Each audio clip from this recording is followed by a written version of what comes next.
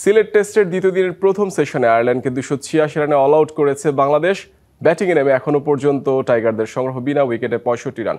270 run নিয়ে দ্বিতীয় দিন শুরু করে অতিথিরা। তাইজুল ও হাসানের সৌজন্যে বেশি দূর যেতে পারেনি আয়ারল্যান্ড। দ্বিতীয় দিন মাত্র 16 রান যোগ করে অল আউট হয় আইরিশরা। এর আগে প্রথম দিন টস জিতে ব্যাট করতে নেমে প্রথম ওভারে অ্যান্ডি বালবার্নিকে হারায় আইরিশরা। তবে টাইগার ফিল্ডারদের 3 ক্যাচ মিসের সুযোগ নিয়ে প্রথম সেশনে 94 রান তোলে সফরকারীরা। দ্বিতীয় সেশনে ঘুরে দাঁড়ায় বাংলাদেশ। নাহিদ রানার বলে স্লিপে ক্যাচ দেন পল স্টার্লিং। এই ওপেনার করেন 60 রান। অভিষেকে হাফ সেঞ্চুরি করা কারমাইকেল আউট হন 59 রানে, তাকেও ফেরান মিরাজ। তৃতীয় সেশনে কার্টিস ক্যাম্পারকে ফিরিয়ে নিজের প্রথম টেস্ট উইকেট নেন হাসান মুরাদ। ক্যাম্পার করেন 44 রান, এরপর 41 রান করা লরকান টাকারকেও স্টাম্পিং এর ফাঁদে ফেলেন মুরাদ। দিনের শেষ বলে জর্ডান নীলকে ফিরিয়ে টাইগারদের স্বস্তি এনে দেন তাইজুল। 25 বছরের ওয়ারেন্টিযুক্ত দীর্ঘস্থায়ী দরজা প্রোটেক্টর, আধুনিক ও মজবুত দরজা।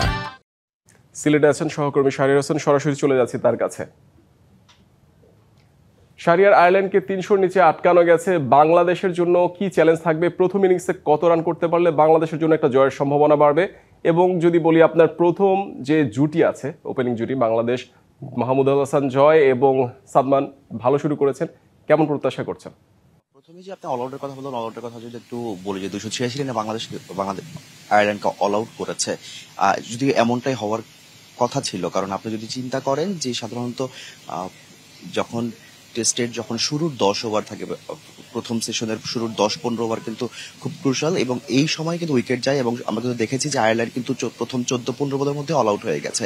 এরপরে যে বাংলাদেশের কাজটা ছিল যে ব্যাটিংয়ে নেমে ভালো একটা স্টার্ট করা, সেটা কিন্তু তারা করতে পেরেছে।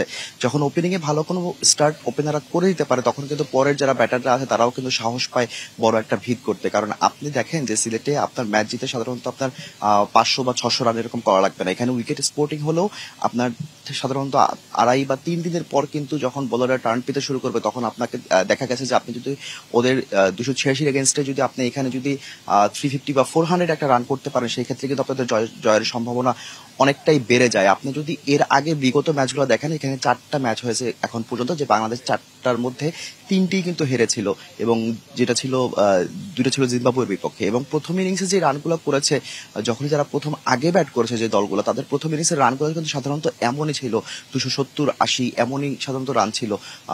খুব কম ম্যাচে বাংলাদেশ মনে হয় নিউজিল্যান্ডের সাথে যে ম্যাচটা জিতেছিল সেখানে মনে হয় 310 রানের মতো করেছিল।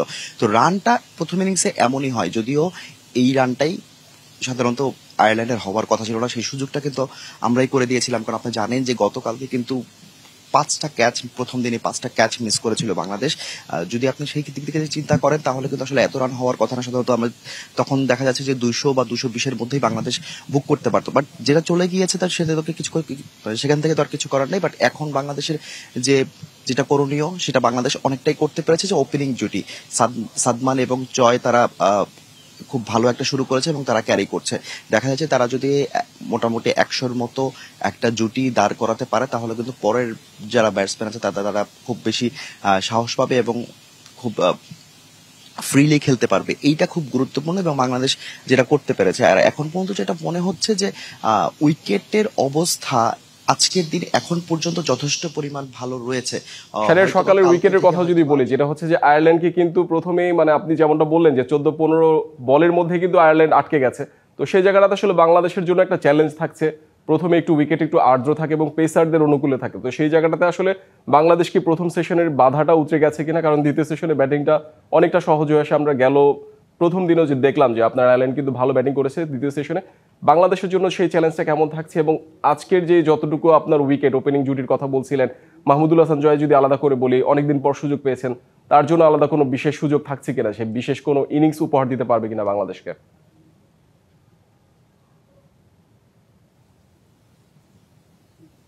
অবশ্যই আমরা তো আশা তো করতেই পারি যে অবশ্যই সে ভালো খেলবে। এবং আপনি যে চ্যালেঞ্জের কথা বললেন, যে চ্যালেঞ্জ কিন্তু অনেকটাই উতরে গেছে। যারা ওপেনিং, যারা যে জুটিটা খেলছেন, তারা কিন্তু চ্যালেঞ্জটা অনেকটাই উতরে গেছেন।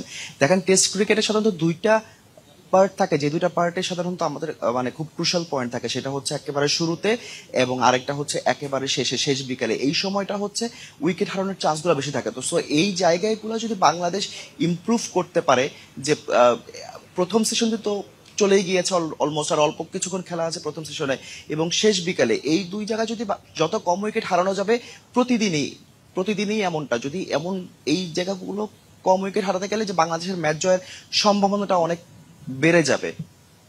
নাজিম, স্যারের আপনাকে অসংখ্য ধন্যবাদ।